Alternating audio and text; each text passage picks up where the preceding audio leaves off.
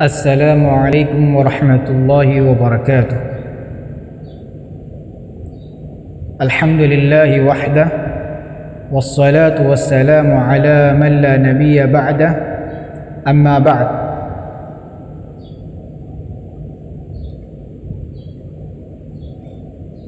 قال النبی صلی اللہ علیہ وسلم طلب العلم فریضۃ علی کل مسلم۔ معزز سامعین و ناظرین، میں نے ابھی آپ کے سامنے نبی اکرم صلی اللہ علیہ وسلم کی ایک حدیث پڑھی۔ آئیے سب سے پہلے اس حدیث کا ترجمہ سماعت کر لیں، سن لیں۔ اللہ کے نبی صلی اللہ علیہ وسلم نے فرمایا، طلب العلم فریضۃ علی کل مسلم۔ علم کا حاصل کرنا ہر مسلمان پر فرض ہے۔ اس حدیث کے اندر سب سے پہلی بات جو بتائی گئی وہ یہ کہ علم کا حصول یہ فرض ہے، اور دوسری بات جو اس حدیث سے معلوم ہوتی ہے وہ یہ کہ حصول علم کو لے کر مرد اور عورت کی تفریق کیے بنا کہا گیا علی کل مسلم، ہر مسلمان پر۔ اب مسلمان میں عورتیں بھی ہیں، مرد بھی ہیں، تو علم کے حاصل کرنے میں، علم کے سیکھنے میں، علم کے جاننے میں مرد اور عورت میں کوئی تفریق، کوئی فرق نہیں ہے، دونوں برابر ہیں۔ اسی لیے آپ اگر نبی اکرم صلی اللہ علیہ وسلم کے زمانے کا مطالعہ کریں گے، آپ کو یہ بات پتہ چلے گی، یہ بات آپ کو معلوم ہوگی، یہ بات آپ کے علم میں آ جائے گی کہ اللہ کے نبی صلی اللہ علیہ وسلم کے صحابہ کے ساتھ صحابیات بھی مساجد کے اندر نبی صلی اللہ علیہ وسلم کی مجلس میں شرکت کیا کرتی تھی، کیونکہ نبی اکرم صلی اللہ علیہ وسلم جب نماز ادا کرتے تو آپ کبھی کبھار لوگوں کو نصیحت کیا کرتے، انہیں علم سے سرفراز کرتے، تو صحابہ بھی آپ کے علم سے مستفید ہوتے اور صحابیات بھی آپ کے علم سے مستفید ہوتی تھی۔ اسی لیے صحابیات نے اللہ کے نبی صلی اللہ علیہ وسلم سے مطالبہ کیا کہ اللہ کے رسول صلی اللہ علیہ وسلم، مرد تو اکثر اوقات آپ کے ساتھ ہوتے ہیں اور وہ آپ سے علم حاصل کر لیتے ہیں، آپ سے وہ مستفید ہوتے ہیں، لیکن ہم عورتیں گھروں کے کام کاج کی وجہ سے اکثر آپ کے ساتھ موجود نہیں ہوتی، تو اس لیے آپ ہم عورتوں کے لیے بھی کوئی وقت مقرر کریں، کوئی دن مقرر کریں، تاکہ ہم بھی آپ سے اپنے مسائل کا علم حاصل کر سکیں، آپ سے جانکاری حاصل کر سکیں۔ تو اللہ کے نبی صلی اللہ علیہ وسلم نے عورتوں کے لیے بھی اپنے زمانے میں خصوصی ایک دن مقرر کیا تھا، ہفتے میں آپ ان سے مخاطب ہوتے تھے۔ اور آپ دیکھیں گے مسلمانوں کی دو عیدیں ہیں، عید الفطر، عید الاضحیٰ۔ اللہ کے نبی صلی اللہ علیہ وسلم جب خطبہ عید دے چکے ہوتے، پھر عورتوں کے خیمے میں جا کر عورتوں کو بھی خصوصی نصیحتیں آپ کیا کرتے، جس سے یہ بات پتہ چلتی ہے کہ علم کے حصول میں، علم کے جاننے میں مرد اور عورت میں کوئی فرق نہیں ہے۔ تو اس حدیث سے یہ دو باتیں ہمیں پتہ چلی، ایک حصول علم فرض ہے، دوسرا حصول علم کو لے کر مرد عورت میں کوئی تفریق نہیں کی گئی، علم کے حاصل کرنے میں دونوں برابر ہیں۔ اب سوال یہ پیدا ہوتا ہے کہ علم کی فرضیت ہے ہم پر بحیثیت مسلمان ہونے کے، تو کون سا علم فرض ہے؟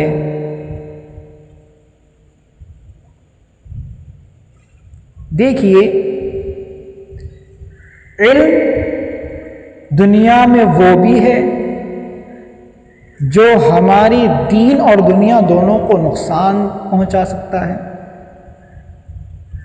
جو ہماری دین اور دنیا دونوں کو برباد کر سکتا ہے، اور وہ بھی علم موجود ہے جو ہماری دین اور دنیا دونوں کو کامیاب بنا سکتا ہے۔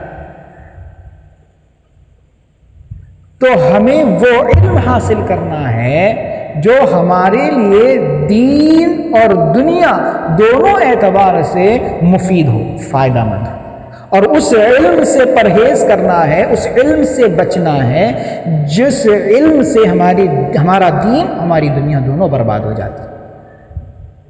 اب فائدہ مند علم، اور اس میں سب سے اہم علم کون سا علم؟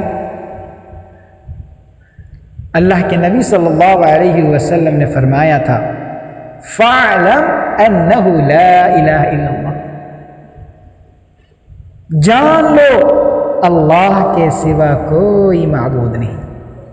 سب سے پہلا علم جو ہمارے اور آپ پر فرض ہے، جو ہماری دین اور دنیا دونوں جگہ پر کامیابی کا ضامن بن سکتا ہے، وہ ہے اللہ کے بارے میں علم۔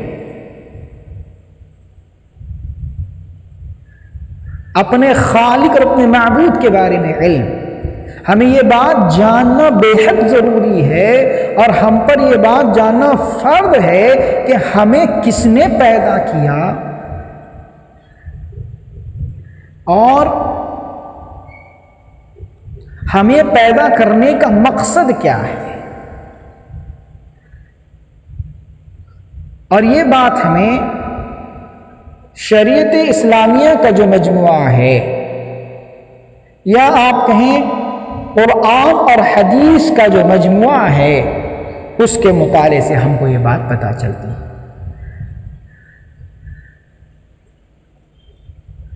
جب ہم مطالعہ کرتے ہیں قرآن کا، اس میں ہمیں یہ بات پتہ چلتی ہے کہ ہمیں پیدا کرنے والا اللہ رب العالمین ہے، اور ہمیں پیدا کرنے کا مقصد اللہ کی عبادت ہے۔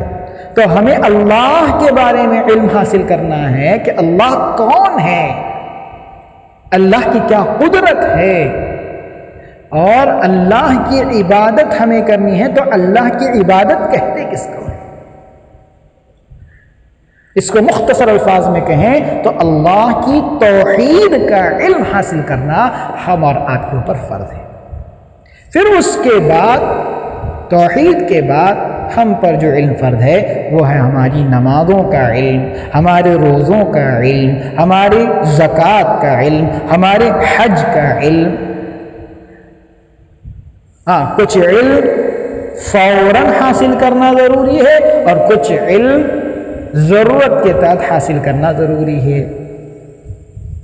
اب اللہ کی ذات سے متعلق علم ہم پر فوری ضروری ہے۔ نماز دن میں 5 فرض ہے تو اس کے مسائل کا علم ہم پر ضروری ہے۔ روزے ہم پر فرض ہیں تو روزوں سے متعلق علم ہمارے اوپر حاصل کرنا فرض ہے۔ اسی طرح زکوٰۃ، اگر آپ صاحب نصاب ہوتے ہیں تو آپ کو اس سے متعلق علم حاصل کرنا ضروری ہے۔ اگر اللہ نے آپ کو استطاعت دی ہے حج کرنے کی تو حج سے متعلق اس کے مناسک سے متعلق علم حاصل کرنا ضروری ہے۔ اگر آپ پڑھ نہیں سکتے تو آپ جو ہے اہل علم سے بیٹھ کر ان مسائل کو سیکھیں۔ وہ آپ کو سکھائیں گے، وہ آپ کو سمجھائیں گے۔ اللہ رب العالمین خود قرآن مجید میں فرمایا فَاسْأَلُوا أَهْلَ الذِّكْرِ إِن كُنتُمْ لَا تَعْلَمُونَ، اگر تم نہیں جانتے ہو،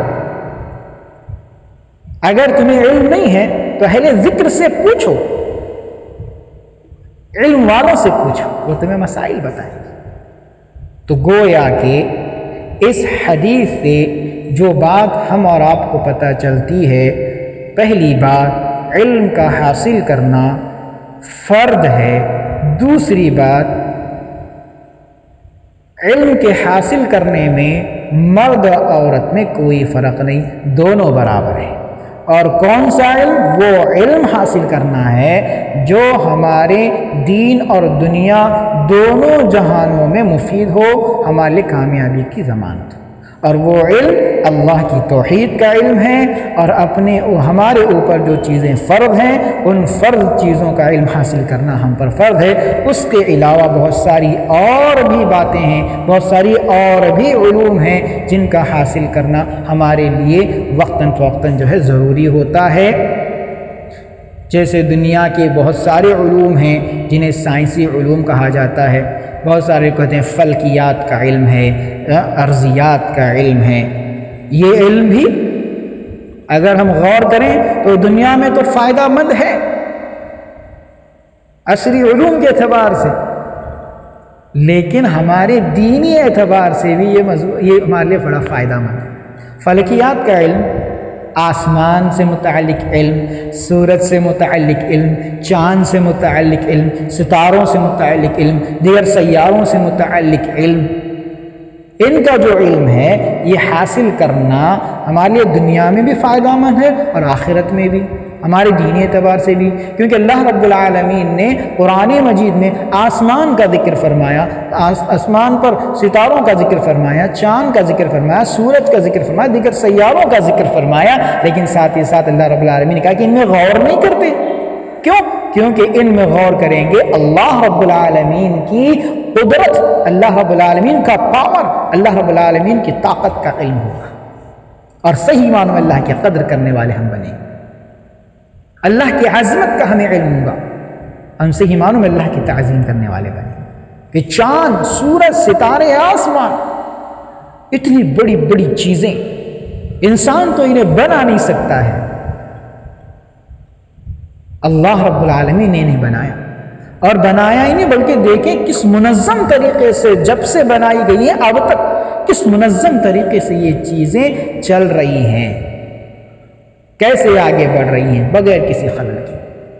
یہ اللہ رب العالمین کی طاقت، اللہ رب العالمین کی قدرت، اللہ رب العالمین کے نظام اور اس کی عظمت کو بیان کرتا ہے۔ اس میں غور کریں، ارضیات آپ دیکھیں، زمینیات کا علم ہے، زمین میں کئی زمینیں ایسی ہیں جو ریتیلی ہیں، زمین میں کئی زمینیں ایسی ہیں جو پتھریلی ہیں، زمین میں کئی ایسی زمینیں ہیں جو مٹی والی ہیں، اور زمین کے اندر کچھ حصہ وہ ہے جو پہاڑوں کا علاقہ ہے، کچھ حصہ وہ ہے جو پانی کا علاقہ ہے، کچھ حصہ وہ ہے جو جنگلات کا علاقہ ہے۔